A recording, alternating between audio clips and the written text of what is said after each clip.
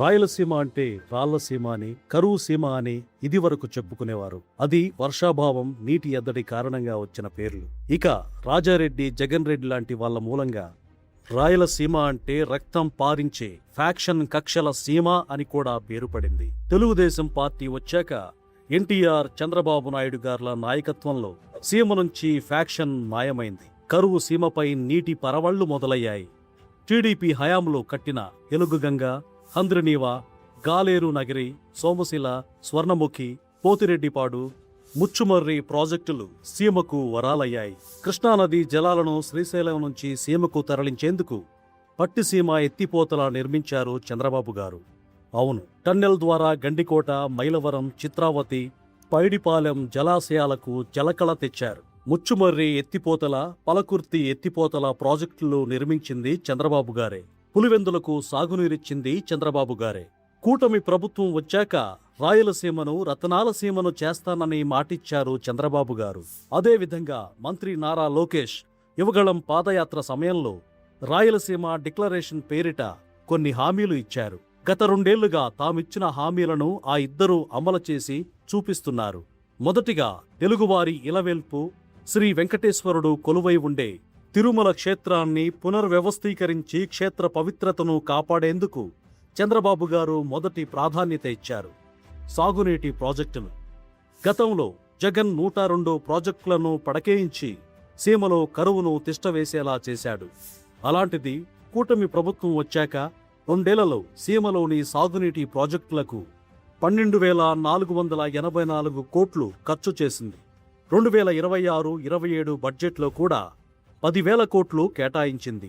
హంద్రినీవాకు 3,873 కోట్లు ఖర్చు చేసి రాయలసీమ చివరి భూభాగాలకు కూడా కృష్ణా జలాలను అందిస్తున్నారు. కూటమి ప్రభుత్వం వచ్చిన మొదటి 100 రోజుల్లోనే హంద్రినీవా ప్రధాన కాలువ విస్తరణతో పాటు కుప్పం, పుంగనూరు బ్రాంచి కాలువల లైనింగ్ పనులు పూర్తి చేశారు. రాయలసీమ నీటి అవసరాల కోసం శ్రీశైలం రిజర్వాయర్ నుండి రికార్డు స్థాయిలో మల్యాల ఎత్తిపోతల ద్వారా 52 టీఎంసీల నీటిని ఎత్తిపోశారు. రాయలసీమ వ్యాప్తంగా 530 జలాశయాలను నింపి సాగునీటికి ఇబ్బంది లేకుండా చూసుకున్నారు. దీనివల్ల భూగర్భ జలాలు కూడా రీఛార్జ్ అయ్యాయి. 2026లో మూలపల్లి జలాశయం మరియు దానికి ఉన్న 4 అనుబంధ జలాశయాలతో పాటు కళ్యాణి డ్యాంలకు నీవా బ్రాంచ్ కెనాల్ నుండి నీటిని సరఫరా చేసేందుకు ప్రభుత్వం 126 కోట్లను కేటాయించింది. 790 కోట్లతో మడకశిర బ్రాంచ్ కాలువను విస్తరిస్తోంది. గోరుకల్లు, శ్రీశైలం, తుంగభద్ర తదితర సాగునీటి ప్రాజెక్టుల మరమ్మతులకు 610 కోట్లు ఖర్చు చేశారు. వీటన్నిటి వల్ల కర్నూలు, అనంతపురం, సత్యసాయి, అన్నమయ్య, చిత్తూరు, తిరుపతి జిల్లాల్లోని 4 లక్షల ఎకరాల ఆయకట్టుకు సాగునీటి ప్రయోజనాలు కలుగుతాయి. చంద్రగిరి మండలంలో 1154 ఎకరాలు స్థిరీకరించబడతాయి. తిరుపతి, తిరుమల ప్రాంతాలకు తాగునీటి సౌకర్యాలు మెరుగుపడతాయి. వ్యవసాయం. రాయలసీమ మిషన్ పేరుతో 1,00,000 కోట్లతో ఉద్యాన పంటల సాగును అభివృద్ధి చేయబోతోంది కూటమి ప్రభుత్వం. రాయలసీమను ఉద్యాన హబ్బుగా తీర్చిదిద్దే క్రమంలో 90% రాయితీపై డ్రిప్ ఇరిగేషన్ పరికరాలను, మరెన్నో ప్రోత్సాహకాలను ఇస్తోంది కూటమి ప్రభుత్వం. రాయలసీమలో 63% పంటలను మైక్రో ఇరిగేషన్ కిందికి తీసుకొచ్చారు. మైక్రో ఇరిగేషన్లో దేశంలోనే నంబర్ 1గా ఉంది ఆంధ్రప్రదేశ్. జలధార, జలహారతి. కూటమి ప్రభుత్వంలో జలధార, జలహారతి పేరిట రాయలసీమలో నీటి భద్రత కల్పించేందుకు నడుం కట్టారు. ఇప్పుడు ఈ జలధార ప్రాజెక్టు సత్ఫలితాలను ఇస్తూ దేశం దృష్టిని ఆకర్షిస్తోంది. అన్నమయ్య జిల్లానే తీసుకుంటే జిల్లాలో 2025 ఆగస్టు నుంచి డిసెంబర్ నాటికి 8.59 మీటర్ల వరకు భూగర్భ జలాలు పెరిగాయి. ఎండిపోయిన 20,000 బోర్లలో మళ్లీ నీళ్లు వస్తున్నాయి. ప్రతి చెరువు 25 నుంచి 50% నీటితో కళకళలాడుతోంది. తద్వారా ఉద్యాన పంటల సాగు 20,000 హెక్టార్లు అదనంగా పెరిగింది. 5 లక్షల ఎకరాలలో పశుగ్రాసం అందుబాటులోకి వచ్చింది. రోజుకు అదనంగా 1,00,000 లీటర్ల పాల ఉత్పత్తి పెరిగింది. ఒక్క అన్నమయ్య జిల్లా మాత్రమే కాదు, రాయలసీమలోని 20,000 చెరువులను జలధార, జలహారతి పథకం కింద నింపడం జరిగింది. రాయలసీమలో పేదల కోసం ప్రభుత్వ సంక్షేమ పథకాలు. తల్లికి వందనం 2025-26 విద్యా సంవత్సరానికి 16,46,438 మంది విద్యార్థుల చదువు కోసం వారి తల్లుల ఖాతాల్లో 2,867.54 కోట్లు జమ చేయడం జరిగింది. అన్నదాత సుఖీభవ 2025-26లో 3 విడతలు, 2026-27లో మొదటి విడత కలిపి ఇప్పటి వరకు 17,35,032 మంది రైతుల ఖాతాల్లో 3,241 కోట్లను జమ చేయడం జరిగింది.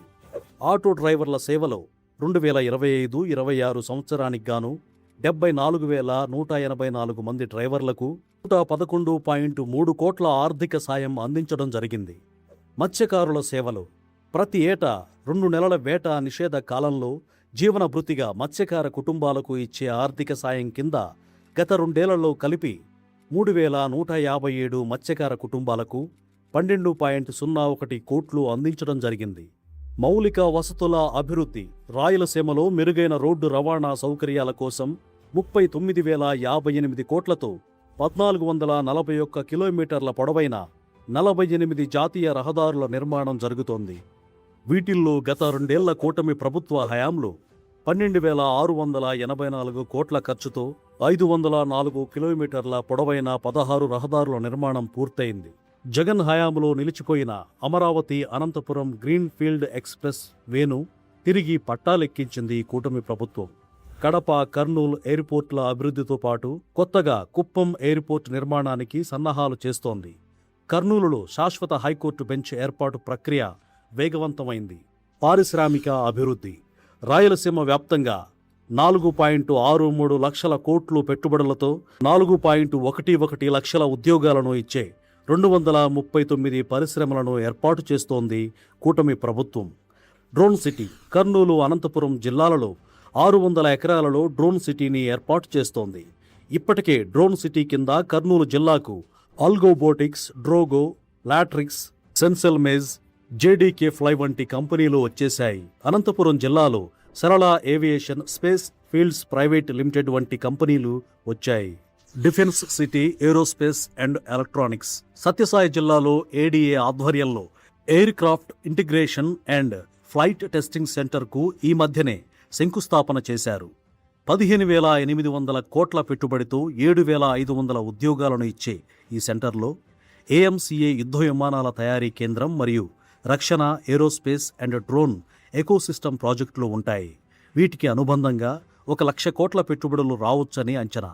ఇదే జిల్లాలో ఇంకా 1,430 కోట్ల పెట్టుబడితో 565 ఉద్యోగాలను ఇచ్చే కేఎస్ఎస్ఎల్ ఎనర్జెటిక్స్, 1,140 కోట్ల పెట్టుబడితో 870 ఉద్యోగాలను ఇచ్చే హెచ్ఎఫ్సిఎల్ ఎలక్ట్రానిక్స్, 510 కోట్ల పెట్టుబడి 1,400 ఉద్యోగాలు ఇచ్చే జేకే మైనీ ఏరోస్పేస్, 1,400 కోట్ల పెట్టుబడితో 800 మందికి ఉద్యోగాలు ఇచ్చే భారత్ ఎలక్ట్రానిక్స్ వారి మిస్సైల్ తయారీ కేంద్రం, 30 కోట్లతో 100 మంది ఉద్యోగులతో ఏర్పాటు చేస్తున్న మినీ రాకెట్ లాంచింగ్ కేంద్రం, ఆస్ట్రోబేస్ స్పేస్ సంస్థ ఇలాంటివి ఎన్నో వస్తున్నాయి.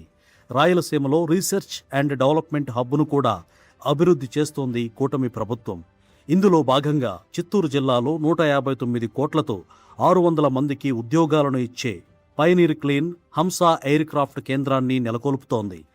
నంద్యాలలో గ్రీన్ కో ఎనర్జీ 12,000 కోట్ల పెట్టుబడిని పెడుతూ 4,000 మందికి ఉద్యోగాలను ఇస్తోంది. కర్నూలులో ఇండి చిప్ సెమీ కండక్టర్స్ ఎలక్ట్రానిక్స్ సంస్థ 22,976 కోట్ల పెట్టుబడిని పెడుతోంది. 1,241 మందికి ఉద్యోగాలు వస్తాయి. అలాగే జూలై 3న ముఖ్యమంత్రి నారా చంద్రబాబు నాయుడు గారి చేతుల మీదుగా పనులు ప్రారంభిస్తున్న రాయలసీమ ఉక్కు కర్మాగారాన్ని జేఎస్డబ్ల్యూ స్టీల్ సంస్థ 16,350 కోట్ల పెట్టుబడితో ఏర్పాటు చేస్తోంది. ఈ స్టీల్ ఫ్యాక్టరీ వల్ల 2,500 మందికి ఉద్యోగాలు వస్తాయి. శ్రీ సత్యసాయి జిల్లాలో చంద్రబాబు గారు గతంలో తెచ్చిన కియా కార్ల ప్లాంటు 10,560 కోట్ల పెట్టుబడిని 11,000 ఉద్యోగాలను ఇచ్చింది. ఇక కూటమి ప్రభుత్వ హయాంలో జిల్లాలో 18,500 కోట్ల పెట్టుబడితో 3,500 మందికి ఉద్యోగాలను ఇచ్చే అదానీ గ్రీన్ ఎనర్జీ ప్లాంట్ ఏర్పాటవుతోంది. సోలార్ సెక్టార్ సౌర విద్యుత్ రంగానికి ఎంతో అనుకూలంగా ఉంటుంది రాయలసీమ. అందుకే భారీ స్థాయిలో సోలార్ పరిశ్రమలను ఈ ప్రాంతానికి రప్పించేందుకు చంద్రబాబు గారు కృషి చేస్తున్నారు. 3 ఏళ్లలో 50,000 మెగావాట్ల సోలార్ విద్యుత్ ఉత్పత్తి లక్ష్యంగా సీమలో సోలార్ ప్రాజెక్టులను ఏర్పాటు చేస్తున్నారు. కర్నూలులో అగస్త్య ఎనర్జీ సంస్థ 6,933 కోట్లతో 2,138 మందికి ఉద్యోగాలను ఇచ్చే ప్లాంటును నెలకొల్పుతోంది. గ్రైడోన్ అనే మరో సంస్థ 3,149 కోట్ల పెట్టుబడిని పెడుతోంది. ఈ ప్లాంట్లో 300 మందికి ఉద్యోగాలు వస్తాయి. ఓల్డ్ సన్ ల్యాబ్స్ అనే మరో సంస్థ 1,743 కోట్ల పెట్టుబడిని పెడుతోంది. ఇందులో 415 మందికి ఉద్యోగాలు వస్తాయి. కడప జిల్లా జమ్మలమడుగులో SAEL సోలార్ ప్లాంట్లు ఇప్పటికే ప్రారంభమయ్యాయి. ఇతర సంస్థలు పైన చెప్పినవే కాకుండా తిరుపతిలో 2,508 కోట్ల పెట్టుబడితో 3,000 ఉద్యోగాలను ఇచ్చే రాయల్ ఎన్ఫీల్డ్ బుల్లెట్ మోటార్ సైకిళ్ల తయారీ కేంద్రం ఏర్పాటవుతోంది. అదే తిరుపతిలో అపోలో టైర్స్ 4 దశలుగా విస్తరిస్తోంది. ఇందుకుగాను మొత్తం 10,750 కోట్లను పెట్టుబడిగా పెడుతోంది. 3,300 ఉద్యోగాలను ఇస్తోంది. శ్రీ సిటీలో 1000 కోట్లతో క్యారియర్ గ్లోబల్ ప్లాంట్ ఏర్పాటవుతోంది. LG ఎలక్ట్రానిక్స్ ఇప్పటికే వేళ్లూనుకుంది. ఈ మధ్యనే కర్నూలు జిల్లా జొన్నగిరిలో అతిపెద్ద గోల్డ్ మైనింగ్ ప్రాజెక్టును సీఎం చంద్రబాబు గారు ప్రారంభించారు. సత్యవేడులో 750 కోట్ల పెట్టుబడి 4,000 మందికి ఉద్యోగ ఉపాధి అవకాశాలు ఇచ్చే హీరో మోటార్స్ GPCకి జూలై 1వ తేదీన ముఖ్యమంత్రి చంద్రబాబు గారు శంకుస్థాపన చేశారు. ఇలా చంద్రబాబు గారి దార్శనికత వల్ల సీమలో పారిశ్రామిక అభివృద్ధితో పాటు యువతకు మెరుగైన అవకాశాల సృష్టి కూడా జరుగుతోంది. రాయలసీమ రతనాల సీమగా రూపాంతరం చెందుతుంది. Sudarshan TDP Voice of People, Voice of TDP.